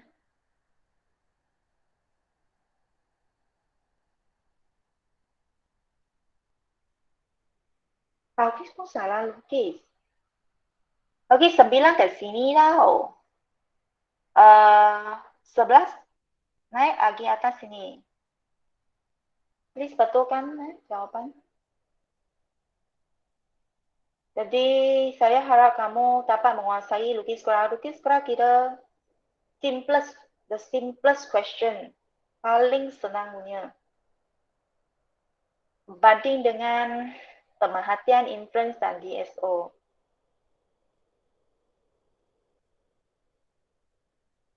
Ini pun macam silap. 9 kat bawah sini, 11 naik atas, satu kotak. Macam tak percaya ni. Tengok hadis tau.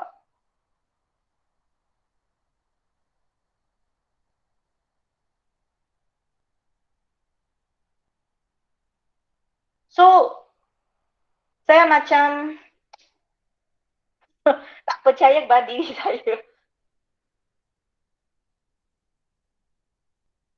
Tak ada skala saya tak boleh nak buat keputusan. Tak ada kertas skala, please beli lah. Beli kat Shopee lah kalau takut keluar pergi ke Harris. Harris kan buka. You sudah vaksin tak? Ya takut lah. Lepas 1 minggu lagi you boleh keluar pergi beli barang. Tak pun you panggil ibu bapa you pergi belilah. Hong Xiang ah. Next time please upload graph yang jangan sengih boleh ya. Hong Xiang buat dengan betul. Okay? Paksi semua betul, cuma graf dia sengit. Okay. So, saya dapat seorang yang dapat jawab lah. Hong Xiang yang lain saya tak sempat check. You sendiri tahu lah. You betul ke tak betul? So, saya harap pelajar dapat menguasai teknik melukis graf. Ingat, graf untuk bahagian A SPM kertas 2 ini, soalan SPM sebenar takkan bagi you paksi. You sendiri kena lukis paksi. Okay? Dan pindahkan kiraan itu dengan betul dalam lukisan graf you. Lukis graf kena guna pensel dan please menguasai teknik menjawab.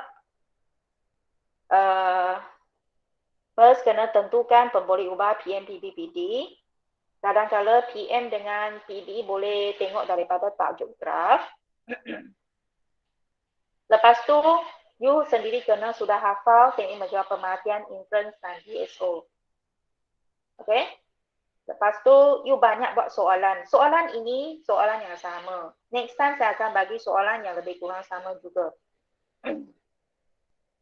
Sekiranya kamu dapat menguasai apa yang kita bincang hari ini dalam 2 jam ini, kamu, saya rasa tak ada masalah lah untuk skor dengan baik untuk bahagian ini. Okay ya? So, saya ambil screenshot dulu sebelum berakhir sesi kita.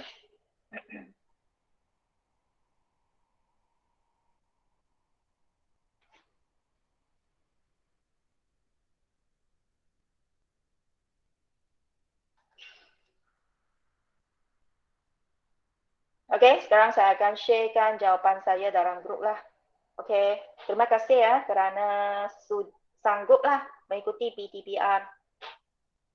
Kerana kamu masih mementingkan pelajaran kamu, saya harap usaha kamu mendapat hasil. Apa tak faham, please tanyalah. Okay? Yang penting you disiplin lah. Okay? So, pelajar boleh left Google Meet ini.